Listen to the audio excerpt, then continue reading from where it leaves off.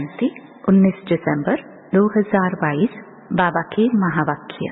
मीठे बच्चे, शिव बाबा इस समय तुम्हारे सामने हाजिर नाजिर है।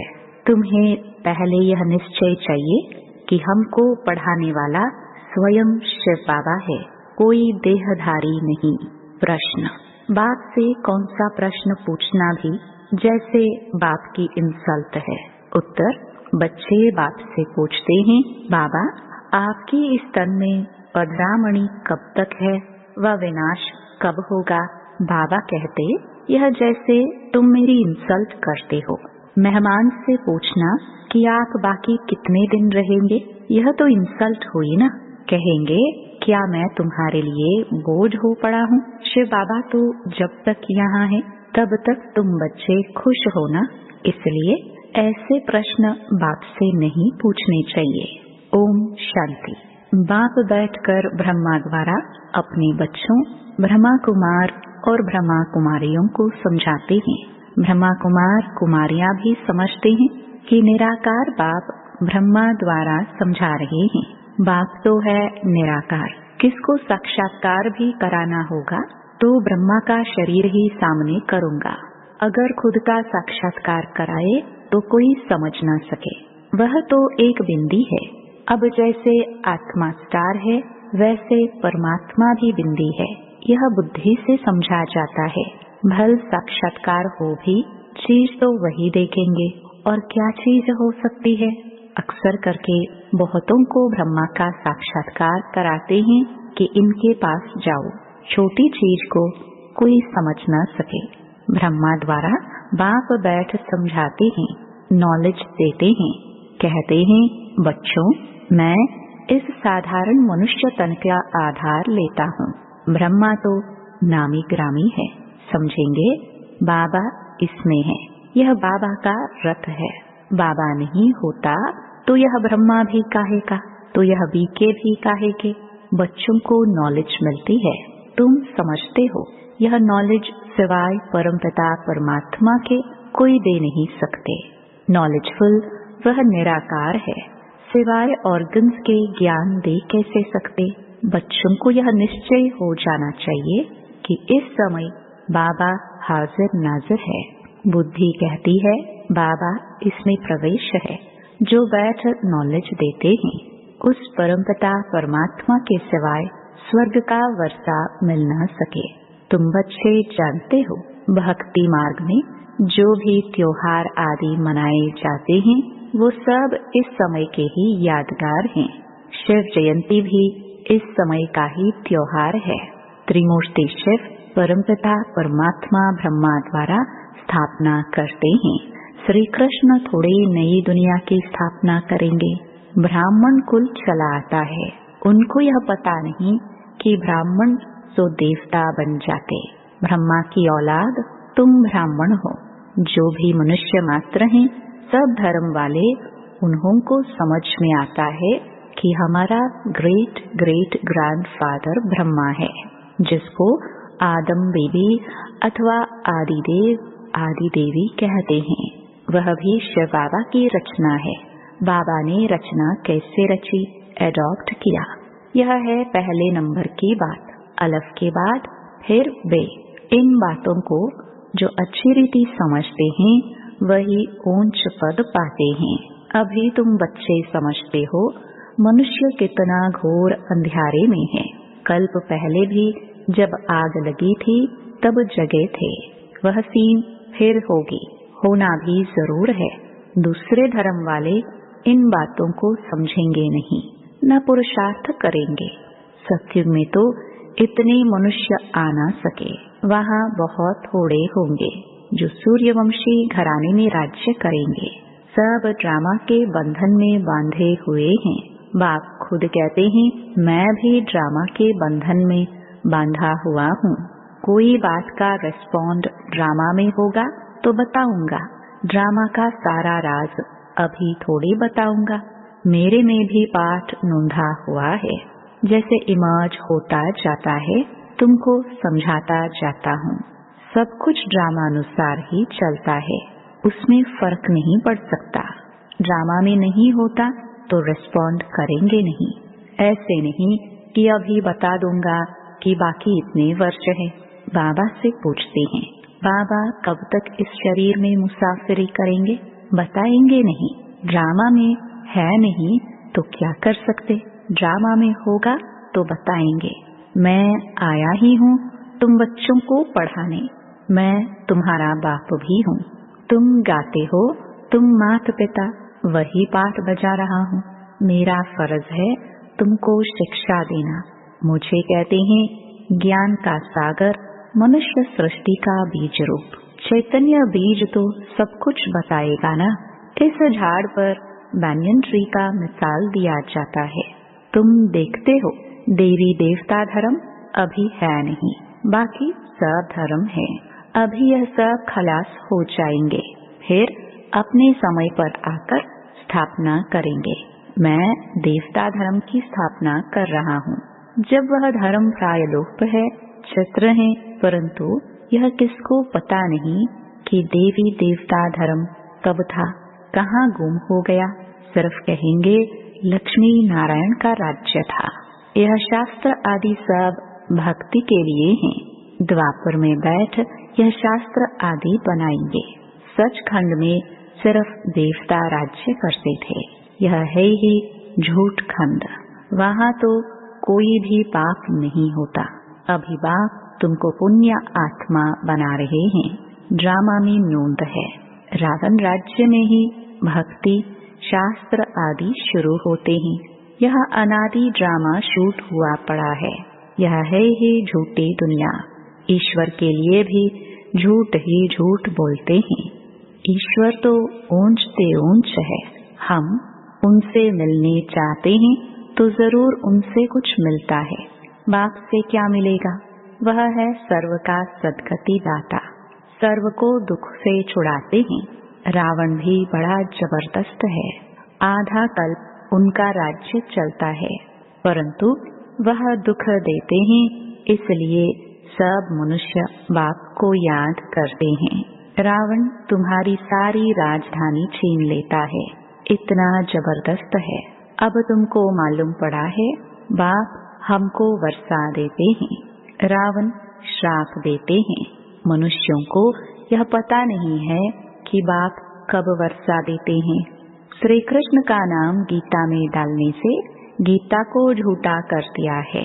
बड़े से बड़ी भूल यह है। ये बाबा भी तो नारायण का पक्का भगत था। गीता पढ़ता था। गीता पढ़ने बगैर कोई काम नहीं करता था। जब साक्षात्कार हुआ, निश्चय हो गया कि बाबा हमको यह लक्ष्मी नारायण का वर्षा देते हैं। अभी तो बहुत कुछ समझ में आ गया है। शिव बाबा समझाते रहते हैं। कभी कोई शास्त्र नहीं उठाया।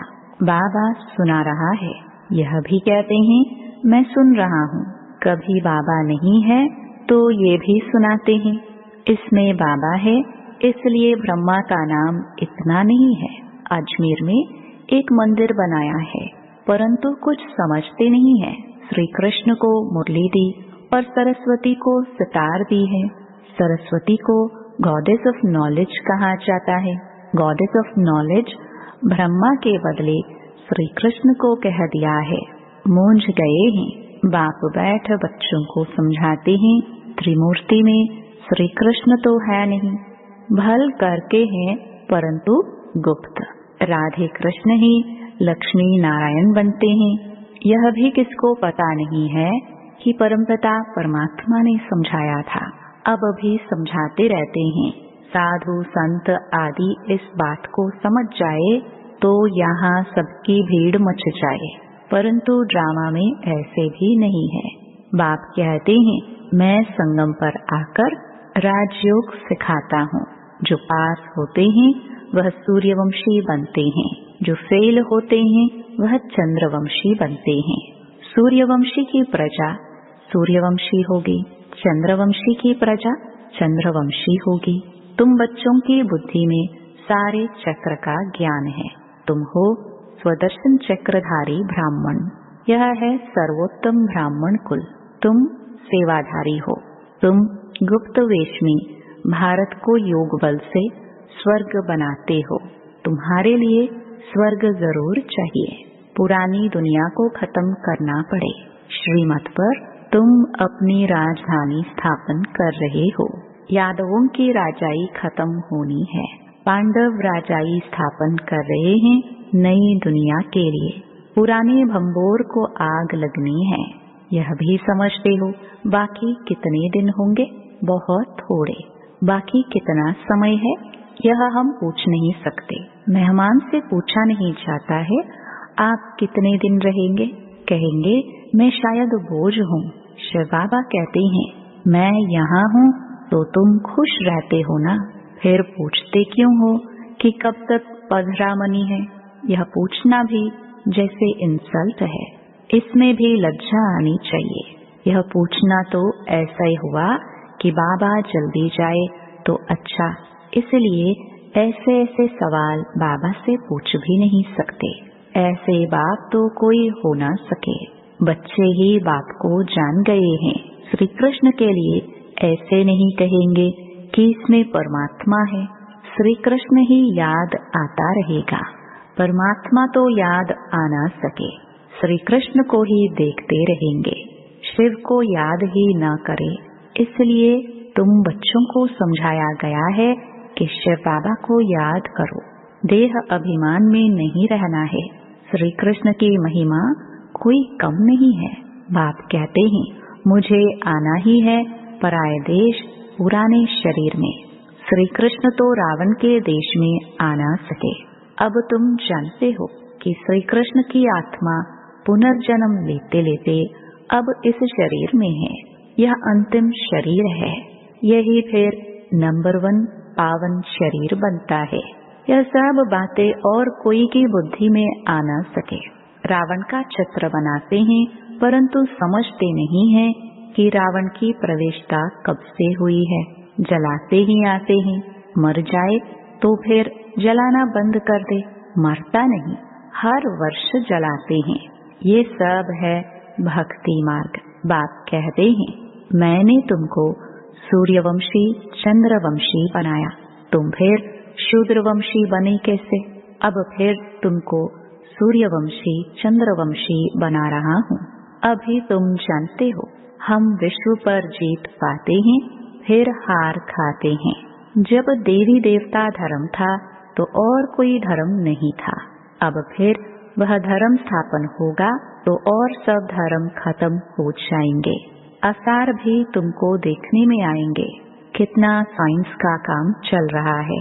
खुशी भी मनाते हैं। ऐसा एरोप्लेन निकलेगा जो 3-4 घंटे में लंदन पहुंच जाएगा। आजकल एरोप्लेन में हाथी बंदर मेढक सब जाते हैं। ये सुख के लिए भी है तो दुख के लिए भी है। वहाँ विमान में घूमते हैं। अभी तो ऊंची तकदीर बनाने के लिए आए हो। तुम सो देवी देवता बन रहे हो। स्वर्ग का नाम गाते हैं परंतु जानते नहीं कि स्वर्ग कब था। कहते हैं स्वर्ग पधारा तो जरूर नरक में था, परंतु सीधा कहो तुम नरकवासी हो तो गुस्सा लगेगा। अब तुम्हारे में ताकत है, तुम कह सकते हो। तुम पतित पावन को बुलाते हो तो जरूर पतित हो। बाप कहते हैं अब झाड़ जर्जरीभूत अवस्था को पाया हुआ है। महाभारी लड़ाई मशहूर है। तुम जानते हो हम आए हैं राजाई लेने। हम स्थापना के निमित्त हैं। आगे चल यह सन्यासी महात्माएं भी तुम्हारी बात मानेंगे। यह सब ड्रामा में नोंद है। अच्छा, मीठे मीठे सिखिलदे बच्चों प्रति माता पिता बाप दादा का याद प्यार और गुड मॉर्निंग। रूहानी बाप की रूहानी बच्चों को नमस्ते। धारणा के लिए मुख्य सार। पहला, गुप्त रूप में योग बल से भारत को स्वर्ग बनाने की सेवा करनी है। रूहानी सेवाधारी बनना है। दूसरा, हमारा सर्वोत्तम ब्राह्मण कुल है। हम स्वदर्शन चक्रधारी हैं। इस नशे में रहना है। किसी भी बात में संशय नहीं उठाना है। वरदान, परमात्म चिंतन के आधार पर सदा बेफिक्र रहने वाले निश्चय बुद्धि निश्चिंत भव। दुनिया वालों को हर कदम में चिंता है और आप बच्चों के हर संकल्प में परमात्म चिंतन है, इसलिए बेफिक्र हो। करावनहार करा रहा है, आप निमित्त बन करने वाले हो। सर्व के सहयोग की अंगुली है, इसलिए हर कार्य सहज और सफल हो रहा है। सब ठीक चल रहा है और चलना ही है। कराने वाला करा रहा है, हमें सिर्फ निमित्त बन तन मन धन सफल करना है। यही है बेफिक्र निश्चिंत स्थिति। स्लोगन: सदा संतुष्टता का अनुभव करना है तो सबकी दुआएं लेते रहो। ओम शांति।